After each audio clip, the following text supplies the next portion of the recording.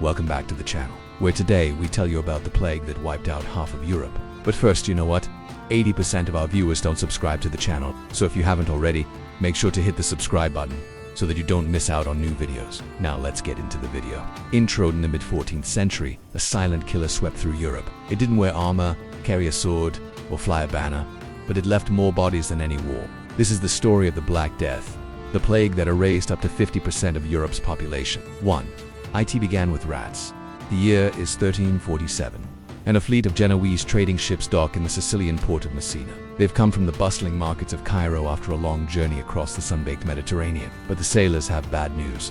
Their ship is infested with rats. Hundreds of them scurry across the decks, dodging the sailors' feet and seeking refuge in dark corners. Fleas from these rats carry a deadly passenger, a bacterium known as yeast. Within days, people began bleeding, vomiting, and dying in agony. The Black Death had arrived. In the Middle Ages, trade meant riches and power, but it also came with risks. Deadly diseases could travel from one port to the next, hiding in the cargo or stowing away on board. When the ships arrived in Sicily, they brought with them the worst plague in history.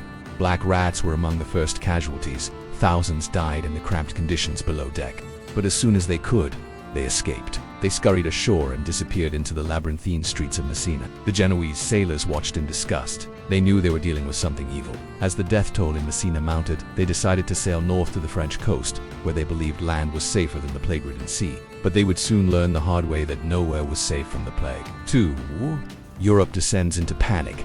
By July, the disease was in southern France. From there, it spread to Toulouse, Marseille, Lyon, and eventually Paris. No one was immune. It seemed as though death itself was hunting humans. There was no time to escape. The disease moved faster than armies. Within a few months, it was in England, Germany, Denmark, Norway, Sweden, Spain, Portugal, and the Low Countries. The Black Death claimed at least 25 million lives in France alone. Queen Isabella of France and her 7 children fell victim to it. In England, the king's wife and 3 of his children were killed. Europeans were baffled by the carnage. In hindsight, they knew the source of the problem. Those rats who survived the voyage from Asia made themselves comfortable in the towns and cities of Europe. But nobody understood how a tiny rodent could bring down a mighty kingdom. Some blamed the Jews, claiming they poisoned wells. Others pointed their fingers at fellow Christians, saying God was punishing them for their sins. Still others looked to the skies and blamed the heavens.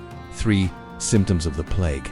The symptoms of the plague were as terrifying as the death toll. At first, victims experienced fever and chills, weakness and headache. Then, without warning, they found themselves bleeding. Painful swellings, called buboes, appeared under their arms, in their groin, and on their necks.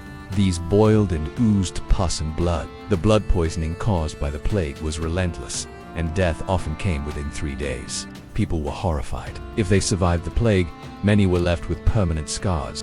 The buboes reappeared throughout their lives, acting as reminders of their brush with death. But if the disease was so terrible, why did people go about their lives as usual? Why didn't they try to leave infected areas?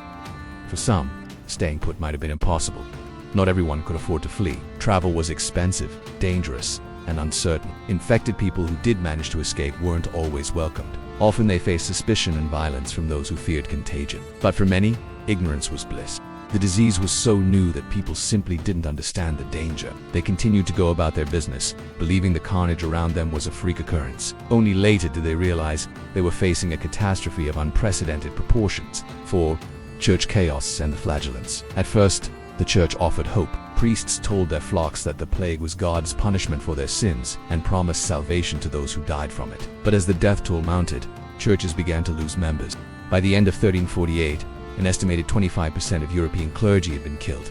In some places, the number was much higher. In England, an estimated 2/3 of priests were dead. Many churches were abandoned, services were cancelled, and those still alive began questioning God's plan. As panic and despair spread, desperate groups called flagellants took to the road. They traveled from town to town, whipping themselves to cleanse society of its sins. Some flagellants belonged to religious orders, but most were ordinary people.